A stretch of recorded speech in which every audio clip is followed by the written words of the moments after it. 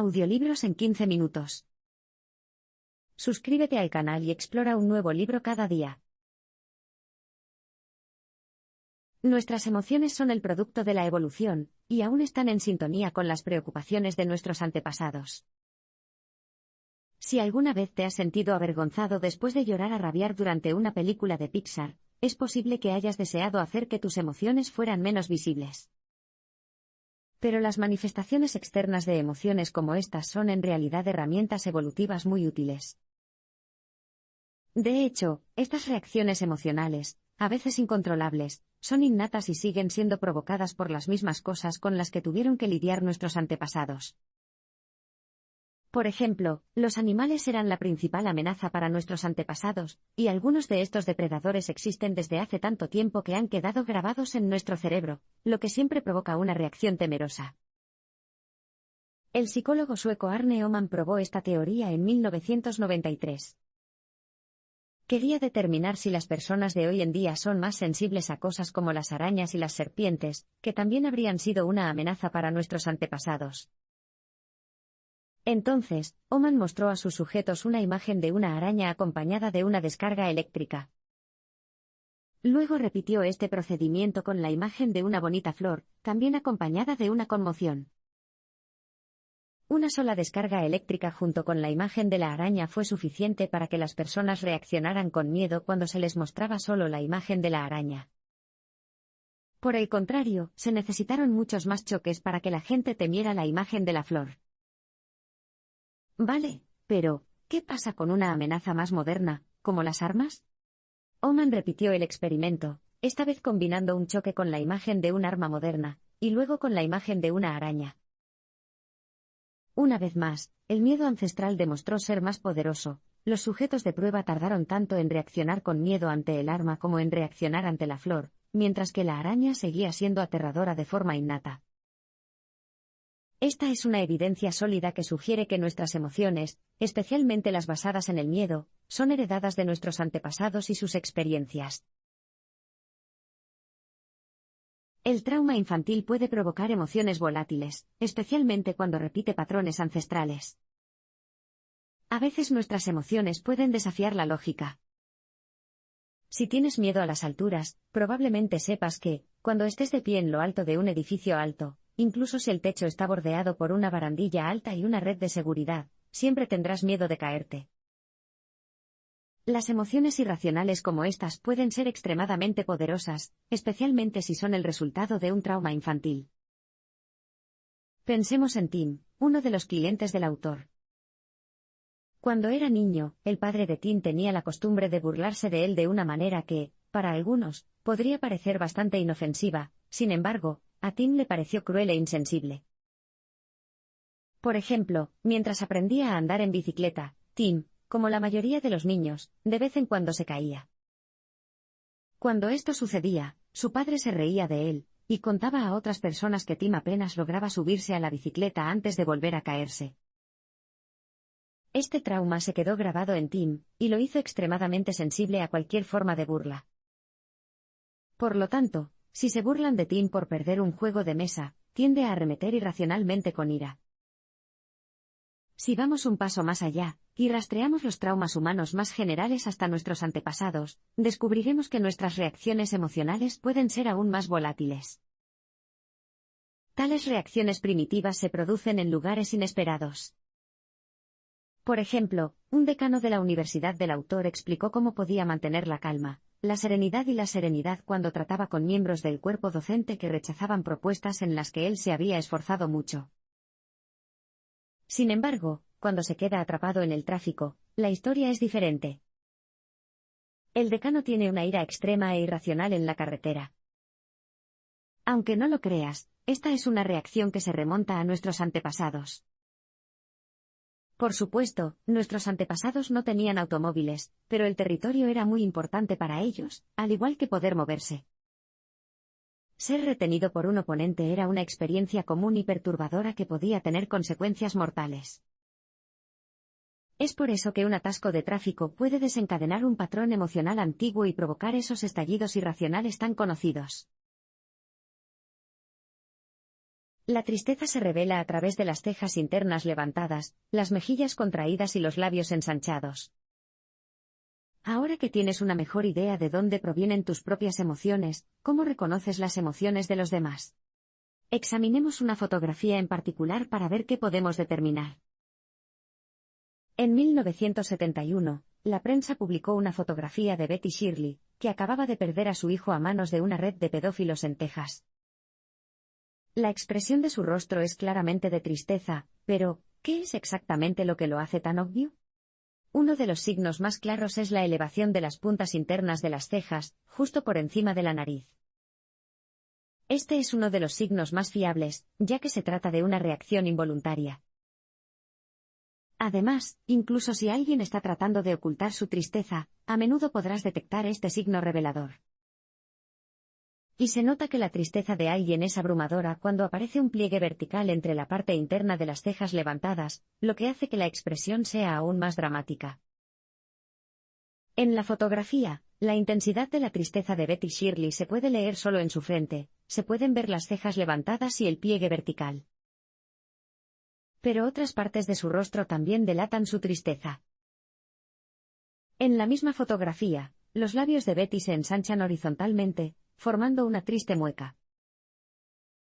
Esa mueca a menudo se ensancha hasta que se abre la boca, y la tristeza se expresa aún más a través del llanto y el lamento. Si bien este es probablemente el propósito del ensanchamiento inicial de los labios, hoy en día es más común que las personas traten de contener la emoción y sofocar las ganas de llorar. Otro signo de tristeza son las mejillas contraídas de Betty. Las mejillas están ligeramente levantadas y son más prominentes en su rostro. Esta contracción también puede elevar las comisuras de los labios, razón por la cual las personas atrapadas por la tristeza suelen parecer que están sonriendo. Para identificar con precisión esta triste sonrisa, presta atención a las mejillas. Si las mejillas contraídas levantan los labios, la persona expresa tristeza, no felicidad. La ira se manifiesta con las cejas bajadas, los ojos deslumbrantes y los labios delgados, aunque las señales pueden variar según la cultura. Para examinar los signos de la ira, pasemos a un tema diferente. En 1997, se tomó una fotografía de Maxine Kenny mientras asistía al juicio del hombre condenado por violar y asesinar a su hija de 38 años. Maxine, retenida por agentes de policía, gritó insultos e intentó atacar al hombre que le arrebató a su hija. Su rostro era la imagen misma de la ira. Empecemos de nuevo por la frente. Las cejas de Maxine están bajadas y juntas con el ceño fruncido.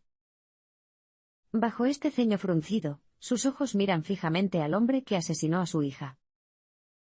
Su mandíbula está apretada y sus labios son delgados y retraídos, dejando al descubierto los dientes apretados.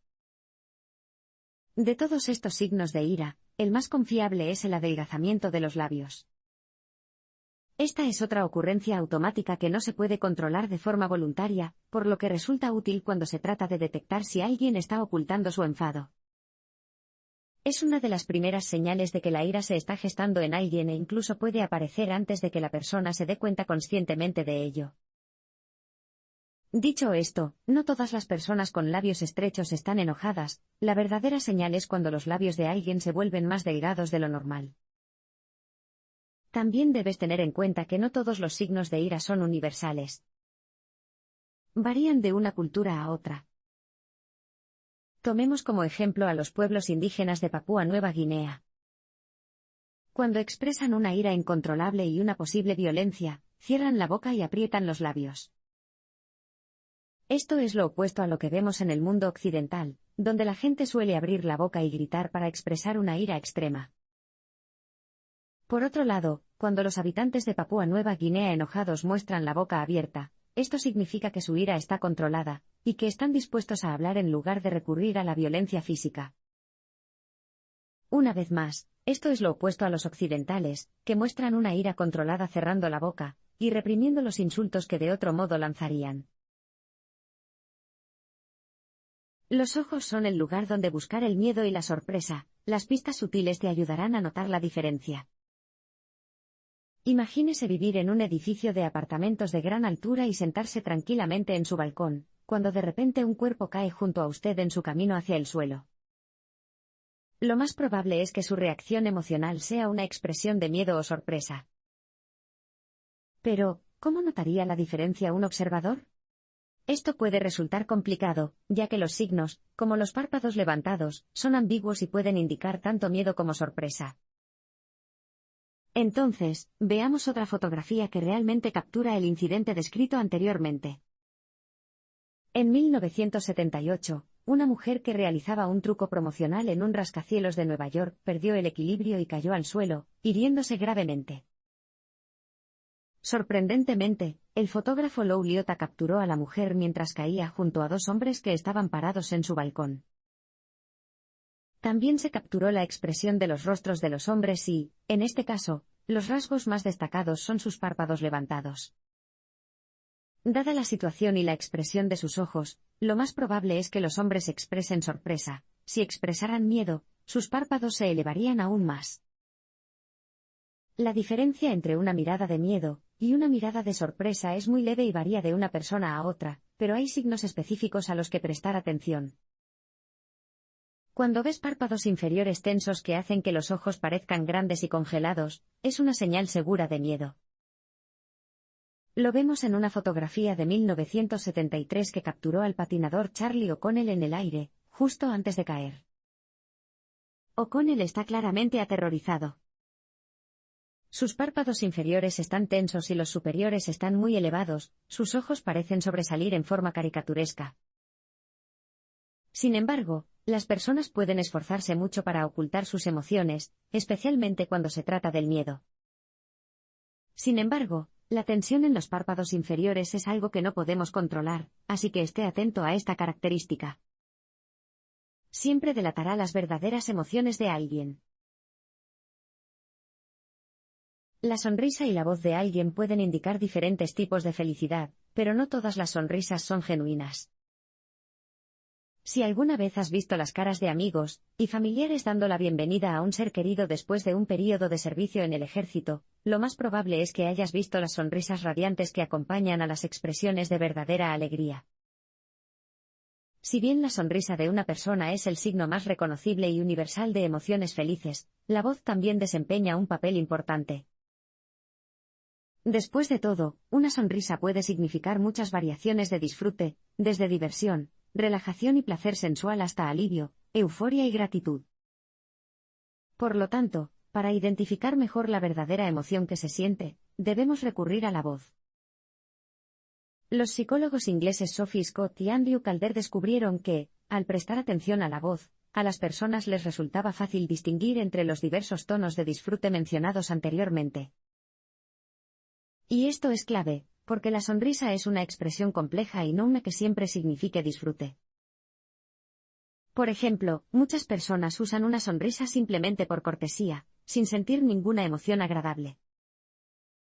Pero esto no significa que sea imposible leer la sonrisa de alguien. Por ejemplo, el neurólogo francés del siglo XIX Duchenne de Boulogne desarrolló un curioso método para activar eléctricamente varios músculos faciales. Experimentó con pacientes dispuestos a hacerlo y observó algunos resultados interesantes. Duchenne descubrió que cuando activó el músculo cigomático mayor, el músculo que hace que nuestros labios formen una sonrisa, el paciente no parecía realmente feliz. Pero cuando sus pacientes respondieron a una broma, descubrió que, además de sonreír, también se activaba el orbicularis oculi, el músculo que rodea el ojo. Y esta es la verdadera clave de una sonrisa genuina. El músculo circular que rodea el ojo no se puede contraer voluntariamente, así que presta especial atención a él si quieres asegurarte de que la sonrisa de alguien es real. Las mentiras son difíciles de detectar, pero las microexpresiones pueden llevar al ojo entrenado a la verdad. Distinguir entre la verdad y la mentira a veces puede ser cuestión de vida o muerte. Imagínese ser un psiquiatra que tiene que averiguar si un paciente suicida dice la verdad cuando afirma sentirse mucho mejor. En muchos casos, determinar qué es verdad y qué es mentira es bastante difícil. De hecho, el autor filmó a los médicos mientras entrevistaban a pacientes suicidas que querían un pase de fin de semana para salir de la clínica. En una de estas entrevistas, una paciente llamada Mary dijo que se sentía mejor, y que se le concedió un pase de fin de semana. Pero, antes de irse, Mary confesó que había mentido y que, de hecho, planeaba irse a casa y quitarse la vida. Sin la confesión de María, los médicos habrían perdido a una paciente debido a su incapacidad para determinar si decía la verdad o no. ¿Había alguna forma de evitarlo? Si bien hay microexpresiones que pueden indicar cuando las personas están mintiendo, estos pequeños movimientos son casi imperceptibles. Considera la entrevista de Mary. Las microexpresiones pueden escapar al ojo humano en circunstancias normales, pero el autor pudo detectarlas al revisar la entrevista grabada cuadro por cuadro. De hecho, el autor dedicó más de 100 horas a examinar la entrevista de 12 minutos de Mary, y, finalmente, se centró en un momento en el que el médico le preguntó a Mary sobre sus planes futuros. Inmediatamente después de la pregunta, una expresión de angustia recorrió el rostro de Mary durante solo 1/12 de segundo antes de ser ocultada por una sonrisa.